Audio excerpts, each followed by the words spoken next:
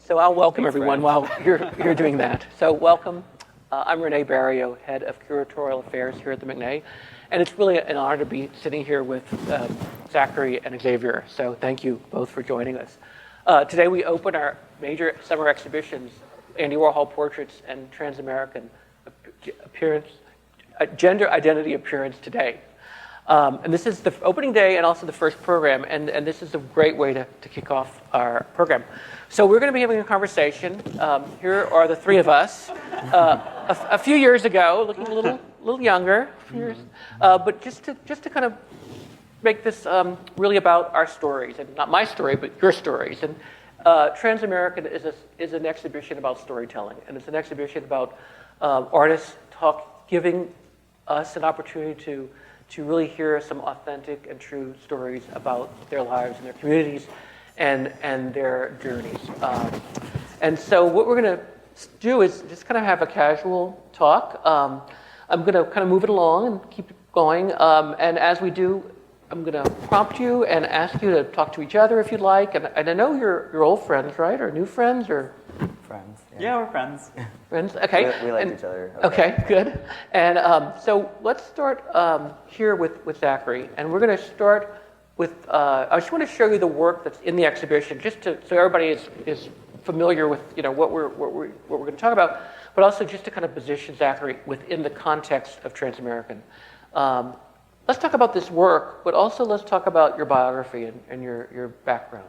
Yeah, absolutely. Thank you so much for having us, by the way, and thank you all for being here in the lovely air conditioning of San Antonio. So the Polaroid that was just up on the screen was what I consider my first foray into image making. As a young person, I found that taking Polaroids of myself dressed in my mom's old prom dresses and dance costumes was a way for me to kind of construct myself through photography. And there's, of course, like a very long, rich history of gender diverse people creating representations of themselves in photography. How old were you here? Were you? Maybe like 4 years old. Oh, okay. So, when I tell my kind of origin story as an artist, I often start there. And I was a gender nonconforming young person. I came of age in the 1990s in Syracuse, New York, which is, a Rust Belt town in central New York State. My parents were pretty cool. I think they did well considering the limited amount of information available about gender diverse children. In the 90s, many of you may remember, there was not much in media and film about trans people. It was somewhat of a vacuum. And even many of those representations, I think, that we reference are not even really about the authentic lived experience of trans people. It was more just like the idea of cross-dressing as a plot device. When you think about like Silence of the Lambs or something, right. Or in the case of like the Jeffersons or All in the Family, there was these trans characters who'd come into an episode and they were really representing modernization, I guess. Like they represented an opportunity for the protagonist to be cool, basically. And forward thinking. Yeah, to move with the future. So I, excelled in photography, especially as a young person, and went to school for photography. Where'd you go to school? I went to the School of Visual Arts for my undergrad, and then I went to CalArts after that. And CalArts is like a very dense, theoretical kind of environment, but I disabused myself of the institution by making this series of portraits with my partner at the time, Reese Ernst, who was also transitioning. You made this work in school? No, after. Or after school? Yeah, a few years after. Reese and I met. We fell into a romantic partnership very quickly, and we were in the very first stages of our gender transitions. And in photographing our life together, we inadvertently documented our gender journey as it was. And the images are, I think, gender notwithstanding, it's really about two people in love, finding love, loving each other. When Reese and I met each other, we didn't know if there was a precedent for trans people being in relationships, right, even, and loving each other, because there was no representations that we could point to of trans people loving each other. So after years had gone by, we had amassed this incredible archive, which, for me was just about rediscovering the aesthetic joy of photography and chronicling our relationship in a diaristic way. It was not, there was nothing kind of preconceived. Were you both making the photographs? Yeah, absolutely. We were photographing each other. Sometimes they were self-portraits. And it's interesting that the series also kind of embodies the arc of analog photography to digital photography. It's in like the 2008 to 2014 range.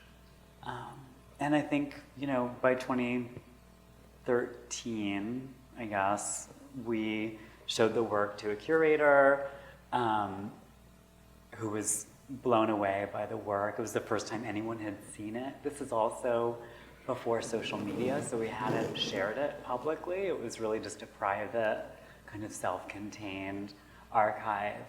And we put it out into the world. I think we felt like we had a certain responsibility to create the representations that we were not able to find or point to.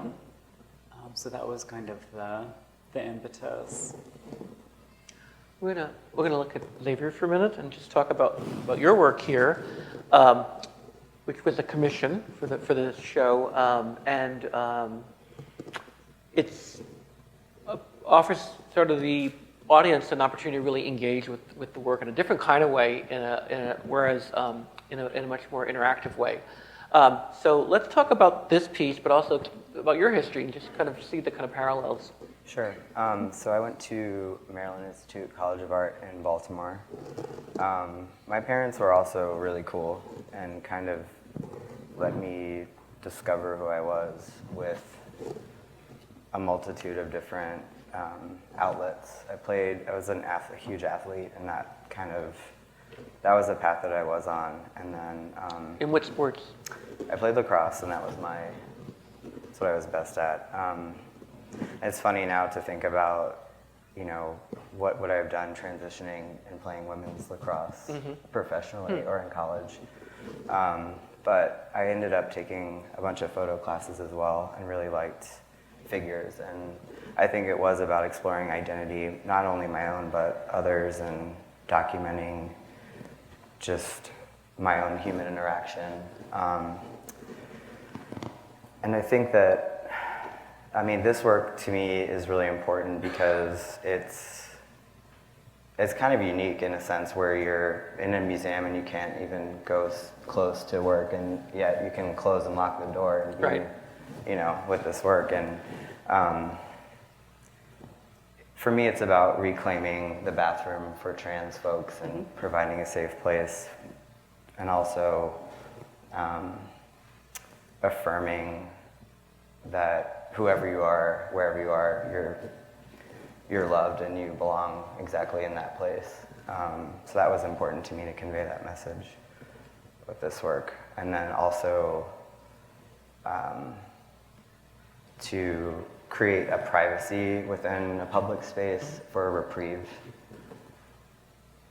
And what it's interesting is people are in a work of art, and some people come out and don't realize that was a work of art they were Sure. in, and people have made comments to me about that, like but they're sensing the sereneness. And one person came up to me and told me, I felt so at peace in that space, and I just felt this sense of tranquility. And then you also kind of extended into the elevator, and so with some sort of different imagery. Right, and so I think, and when you brought that up too about the elevator being a secondary space, and it being an object that was moving and in transition, I thought that was really beautiful. And I think that too for trans and queer folks, there is often a threat in public space where you may feel unsafe, especially behind a closed door. And even not as a queer individual, an elevator can be sort of awkward, and this opportunity to interact in a really tight, confined environment. And so this work was about you're being surrounded in this huddle, and then you also get the view from above. Right. And it being more of an embrace than a separate interaction. Right, right. And it's a space where we're all contained with strangers, usually in a very, we're never that, strangers we normally be that close to, and then we're Right. kind of forced to be. So let's talk about a range of other things, other projects. This is a publication containing a series of photographs of you. So, and I know that it was done by a mutual friend of yours, named Mac. So let's talk about this, please. Yeah, this is my high school. This is the bleachers. Syracuse. At my high school. Yeah. It was on Christmas Day. So yeah, Amos Mack is an incredible photographer, publisher, who created over the past decade Original Plumbing, which is a quarterly periodical for trans masculine folks. And it's in a vitrine upstairs. I think we have every issue produced. That's fabulous. Yeah. And I know Xavier is featured in one of them. Amos approached me at some point, I guess in 2011, and said, hey, do you want to work on something together? I knew that I would be in Syracuse for the holidays, and I thought, just to offset the boredom of being home, that it'd be really fun to just take my clothes off and go to my high school football field. So that's what we did. And if you look on the upper left corner, there's a man walking his dog, which is one of my favorite details.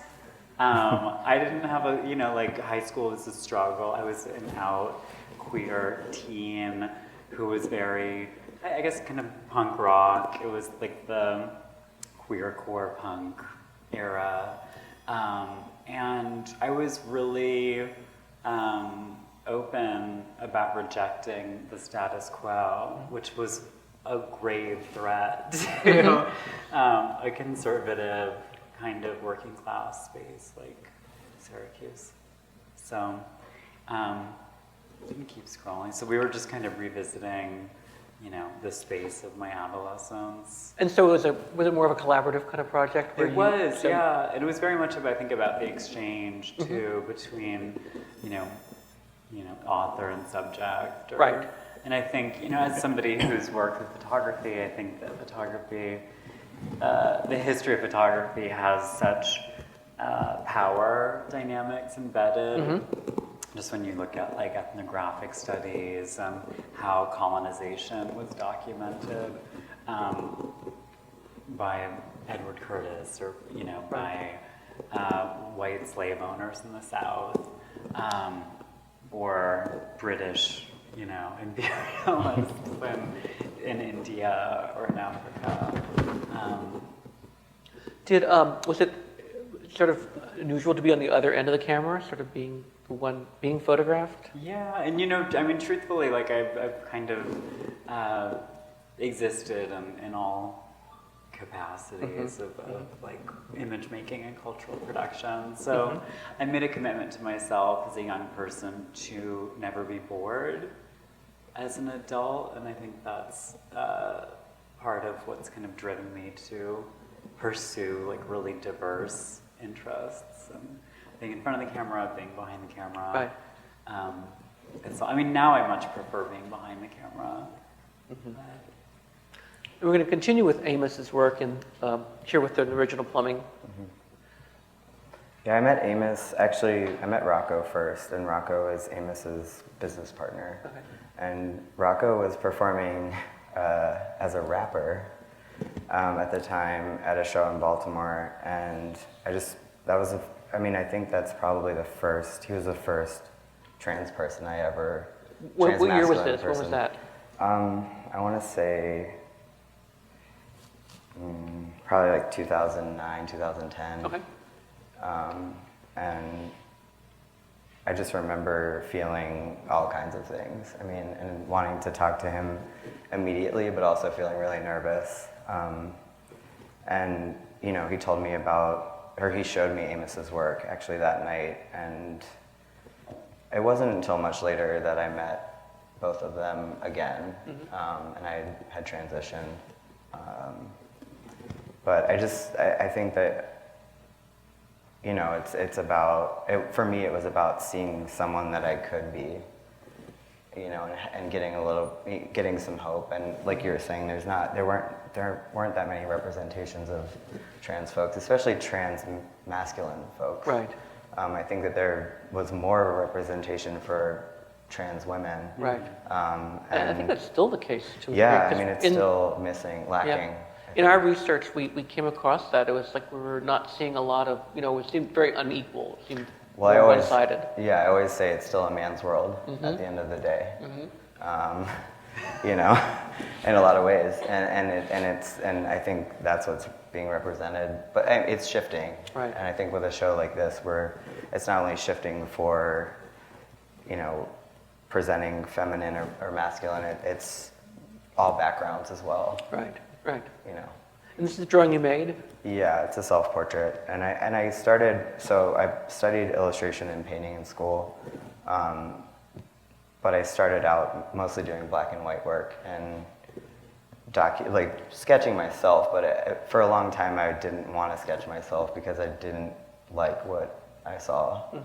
And so then when I started to pass and change, I felt more comfortable not only drawing myself, but looking at myself for longer periods of time, which it takes to do a self-portrait. But yeah, this was so I've been in a couple of different issues, but this was a specific issue about my work, where they featured my work. And at the time I just put out a zine that explored trans sexuality, and so that's what they were featuring. And so, I'm just curious, Amos, how does he distribute the publications? You can buy them online, and then they carry them in LA and different bookshops. I know I've seen them in San Francisco and some spots as well. So we're going to flip back to you, Zackary, Okay. and talk about this project. It's like speed dating. Yeah. We're keeping it lively here. Yeah. This is 2019. This is a recent project that was a collaboration with Vice. Vice actually, some friends of mine who are working there at Broadly, which is the feminist channel of Vice, which was just dissolved, actually. It no longer exists. Really? But this project is called the Gender Spectrum Collection. I made these photographs of trans and non-binary models. You know, the writers at Vice found that when reporting on the trans and non-binary communities, there was a complete dearth of images of people. You would Google, or you would put into like stock photo library transgender, and there would be like a white trans woman with a trans flag. And that was like the one image that existed. And stock photography is this very particular thing, right? And you can't have any labels. You can't have any furniture that's been trademarked. You can't have, any kind of clothing has to be generic. There's this kind of the world that you operate in. And then also, in documenting the community, also we had to find folks who were not known figures, people who were a little more under the radar, just so it wasn't about specific individuals. But within the ecosystem at Vice, they polled every department and came up with an exhaustive list of images that would be helpful. And the images are used not only to depict trans and gender diverse life, but also, in a piece about yoga or a piece about wellness, or here a we have piece about, office culture.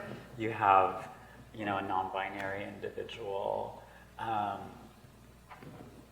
just existing in public life and not, being sensationalized and not. So it's been incredible, honestly, of all of the projects I've worked on recently, this project has gotten a tremendous amount of exposure pretty much every day. Is it still going on, the project? I mean, these images are being used every day. Every day. Yeah.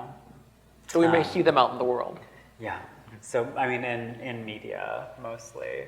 But also nonprofit organizations. I mean, even my friends who work in the nonprofit sector, who work for trans-led organizations, they put out their newsletters and they had no images to draw from. They were just or they're cisgender people, they're non-trans people in their newsletters, and it's this thing of how is it that there's no images of real trans folks in stock. So this is a huge library of images. It's open source. Anyone can use them. You can download high-resolution images. That's great. For cool. free. Where would you go to find them? I think it's the genderspectrum.vice.com or something. Right. But it was such a dream project in terms of assembling a crew. Everybody behind the camera was also representative of the community. And I sometimes think that photographing is a way of falling in love with people over and over again. Wait, kind of expand on that. That was great. I think that, in order to reach people that you're documenting, one has to open themselves up to another individual in order for them to open themselves up to create, an image that's unguarded. And that's oftentimes the role of a photographer, and there's levels of success within that. Right. But it is, I find that I fall in love a little bit over and over again. And with those models, they were just so sweet, so cute, so young. I love the young people. I think, at some point we get into, and things are moving so rapidly also. Yeah, I think definitely. that we're progressing so rapidly, and there's been such a tremendous backlash to trans rights, and it's really an onslaught. It can feel really exhausting, and I think that we fortify each other. And I find that, my relationships with young people and my relationships with elders in particular kind of reinforce me and give me kind of the energy to continue doing it. That's lovely. We're going to flip back to Xavier and look at another bathroom project. Yeah, so this was a collaboration with Refinery 29, which, if you're not familiar, it's a lifestyle blog. And they started a traveling exhibition called 29 Rooms and invited 29 artists to participate in creating their own environment within a warehouse space. And so they approached me about doing this project, and they threw a couple of ideas out, and they mentioned doing a public restroom because, like Zackary saying, it was around the bathroom ban for trans folks, and it seemed really timely and important. And they, as a company, they're pretty remarkable. I mean, they manage to be, they have a wide audience, but they are very political, and they stand up for what they believe in. And they gave me a lot of freedom with this. I will say I had to send every illustration in to get approved. There were about 50 people copied on each exchange. But, you know, I mean, I understand why that had to happen. And so the bathroom appealed to me not only because of what was happening politically for trans folks, but also as a kid, the bathroom was sort of a safe space to hide or to eat your lunch or to cry or, you know, to avoid someone you didn't want to see. To or avoid the locker room. Yeah, you know, to change. And so this was also in collaboration with Jill Soloway, the director, who Zackary also, that's another person that we have in common. And they have a group called Topple, and it's full of different folks. So each stall had audio from a select group of people. Amos actually recorded audio, and so did Reese. So there's a lot of crossover there, but it was amazing because you were able to sit down and hear personal stories from different trans and non-binary folks about their experience within the context of a bathroom or growing up. And so it became this really beautiful sort of, you know, I mean, the graffiti was, which was important to me for it to feel sort of like the graffiti that happens in restrooms, as almost like cave drawings, where, you know, all the portraits are of trans or queer folks. The messages are sort of in keeping with what I did here, about self-acceptance and self-affirmation. And so it felt like a really loving project. And it was able to travel to multiple cities and for, I mean, thousands and thousands of people to see it. And so that was really important, having the platform to do so. And also to work with my friends and to elevate voices that aren't necessarily mainstream. And this bathroom was a created bathroom, right? It wasn't a restroom. Yes, it was a non-working restroom. We found out the first time we did it that we should screw the toilet seat shut. What do you mean? That someone tried to use the restroom. Oh, okay. The first go around. The opening weekend was we learned a lot. Yeah, I'm sure. Troubleshooting. But, so am I correct in the restrooms you did? The restroom you did here is the first actual working restroom. Yes. Yeah. This is the third restroom project that I've done, but I think we're going to see another one. Actual working. Oh yeah. Mm-hmm. Yeah. So we're going to flip back to you, Zackary. Okay. Back on. I think we're going to see a little video in a minute. But Oh, we yeah? have a few photographs to set it up. Oh, cool. So this is a film that I made last year. So I kind of worked also in film, in my relationship with Reese. We were, well, my background actually is also like in performance art and experimental film and video making. So it's kind of run alongside my work as a photographer. And I directed this short film called Mother Comes to Venus. And I had a few people in mind as anchors and characters, one of them being Jasmine Creighton, who's pictured here.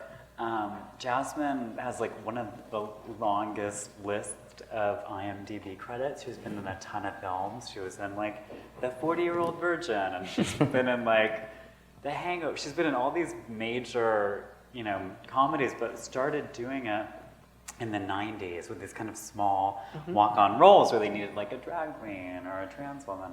And she works in the nonprofit sector now. She runs this incredible program that does like direct outreach to street-based sex workers in Hollywood called Midnight Stroll, where she has members who are more privileged from the community, walk the streets of Hollywood to invite these trans women who are sex workers into a space where there's food and cots and sleeping bags. And she opened a cafe recently called the Midnight Stroll Cafe as well. And she does this incredible work, but she's also this incredible performer and actress. So yeah, what's the next slide? Let's see. And then Alexandra Gray made her kind of debut on the TV show Transparent, which I worked on for 6 years. And at the time we found Alexandra Gray, she nailed this audition. She just slayed the competition, like in this audition video. I remember being in this room with producers and everybody's like jaws dropped because she was playing a homeless teen who, was being denied medical care. And it was the first episode of season 3, if anyone knows it. And her name was Eliza, which is kind of like a take on Elijah, the prophet. And it led to many roles for her. She was also in When We Rise. She's been in a lot of things subsequently, many of which she's played sex workers and drug addicts, right? And as somebody who's, really loves this person and has supported her throughout her fledgling career, I felt kind of outraged, actually, that there were so few opportunities for her as a young Black trans woman to be an empowered person in a narrative. And honestly, I kind of created this film for her so she could be a boss. So it takes place in the future, and she is like a really powerful Hollywood agent who's kind of lost her soul to the business. Should we take a look? Yeah, sure. I think we have about 3 minutes of it. Okay, cool.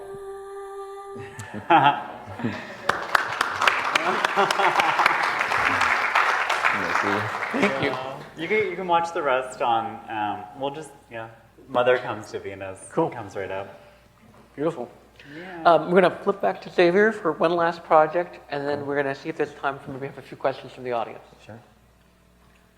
So this was a solo show last year that I put together in Austin, and it was at Laura Reynolds Gallery. I don't know if anyone's familiar, but they offered me the entire space, which they have the main gallery and then also what they call a project room. So I did 2 very different shows, and this is the main gallery. So the idea or the premise behind the title, Chasing Desire, was sort of my criticism or my curiosity of masculinity and the male ego on like a larger scale. So all the figures were larger than life and sort of based in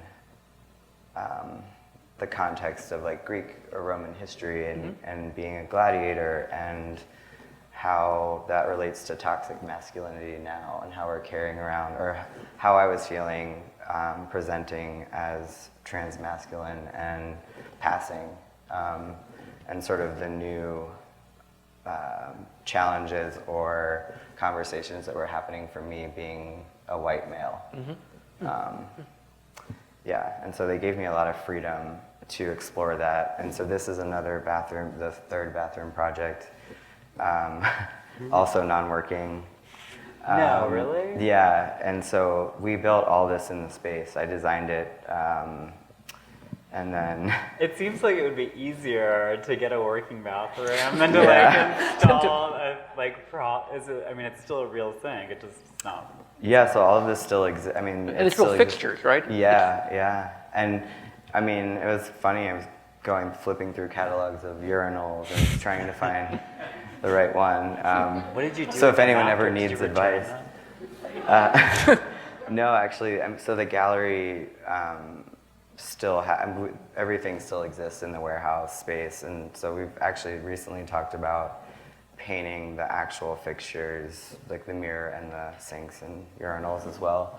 But inside all the stalls, there's a full vignette or mural, if you will. And so again, like the bathroom here, it allowed someone within a gallery context to take a private moment with the art and just be completely immersed in it in their own space.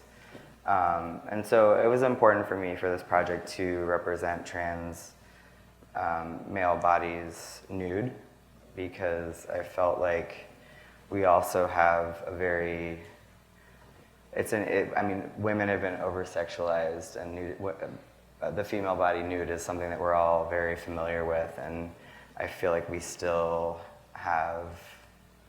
sort of jarred by a naked man. Right. Like right. in film or in a photograph. Sure. And so for me, it's about dissecting the male nude so that we can then make way for a trans male nude. And what that means when we're looking at a trans male body naked. And that's something that I explore I'm working on projects now that are exclusively about that. And so that was an important element for the show, and I was very grateful for them to let me explore that. And I think we have 2 more images from that show. yeah, so one of them is from the show, and it was in the project room. And so in that room, I explored my relationships with what I call my transcestors. So trans folks that had come before me and passed away, and so their portraits were in blue and white. Mm-hmm. And then there was a portrait of myself, and there were 12 transcestors, and then I was the 13th painting, and it was set up kind of in a religious style mm-hmm. of almost disciples and then myself. And it was about the spirit and the knowledge and the ability for me to be who I am today, and everyone that sacrificed their lives or their happiness or just their freedom to exist and be visible. And so it was important for me to do sort of both and have both shows happening at the same time. Right. Yeah. So we're going to wrap up with this image. Me, You both right? smiled, Oh. so you can both speak. Yeah. Do you want to? Sure, yeah, I mean, this is a recent photograph that Collier Shore made. Collier Shore is an editorial and fashion photographer and an art photographer. And it was kind of catalyzed by my participation in this incredible project called Stonewall Forever. It's a documentary directed by Ro Haber, and it's also like a digital interactive monument. And yeah, Collier Shore photographed all of the subjects who appeared in the film, and I brought Xavier's t-shirt because I love it, and it's such a powerful statement, and it is going to be a full page in Time Magazine this week. Congratulations. Beautiful. Which we just, yeah. That's great. Congratulations. You both. I think we have time for some questions. So, Yeah. do we have questions? We must have some questions. And Xavier, you should tell them where they can get this Oh, yeah. t-shirt. Oh yeah, it's there's a link in my Instagram, so it's just my first and last name, and then it'll be available for about the next week, and I'll print, but it might be back, so if you can't do it Make this it time. available all the time.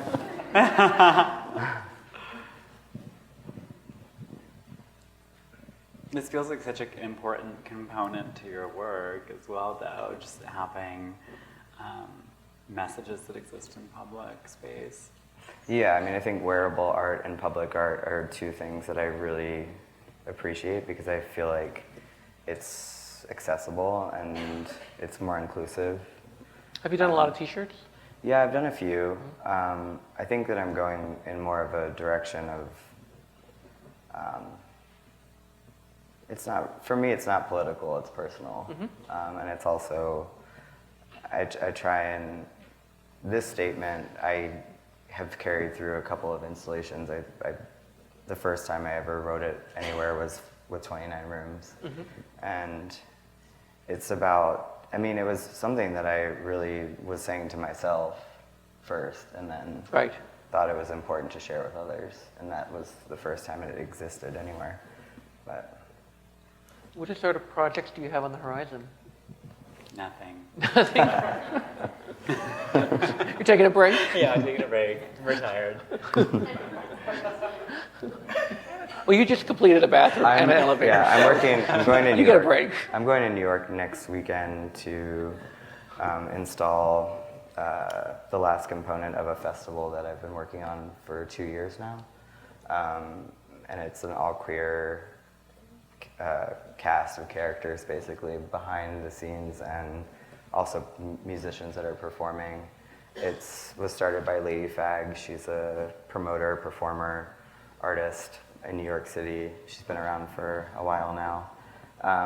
And so it's kind of unique, the project. So I did portraits of everyone that's performing and all the branding. And so then last year we did inflatables as well of some of my drawings that were by a sculpture artist in New York. So it's been like a really fun collaborative project. That, like balloons?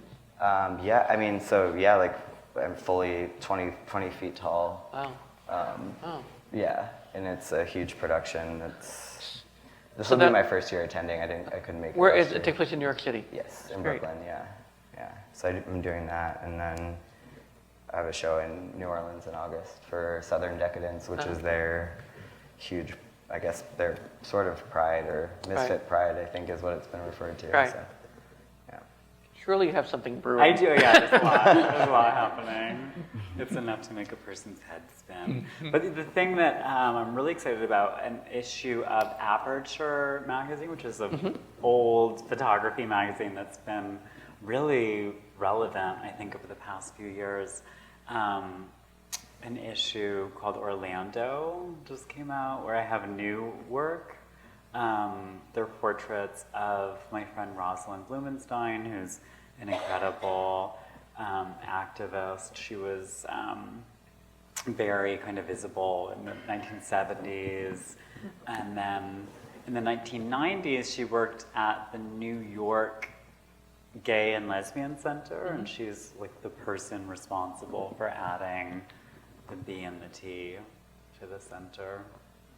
But she was very kind of vocal within the community to start including trans people in,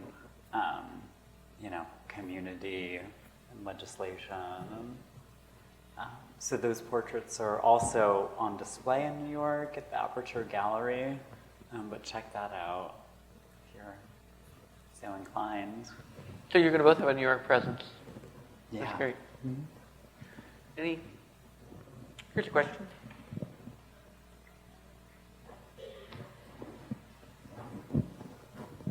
Hey, so I was just going to ask both of you which piece in the exhibition was most impactful on you, and perhaps why? I mean, other than their own, right? Yeah. That's a great question. I love Xavier's work. I was going to say Zackary. I mean, because I know them both, and I think, it is personal to me to. It was like seeing old friends when I saw it before because I was installing before Zackary got here, and I don't know that I've ever seen the photographs in person. I mean, I've seen the book, but so it was kind of cool to walk around a corner and see your friends, and to just.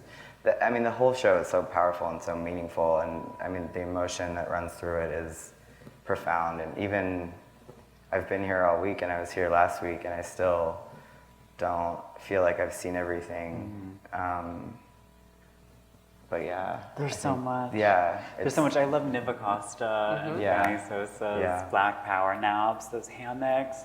All of the work is so. Really, I would love to just take this moment to express gratitude for all of the people who put this show together, because it's so crucial right now. I think that we are having this conversation on a national platform Right. at this point, and Texas has been such a battleground Right. state in a lot of ways, and I think that this show happening in San Antonio is more kind of pivotal here than it would be anywhere else.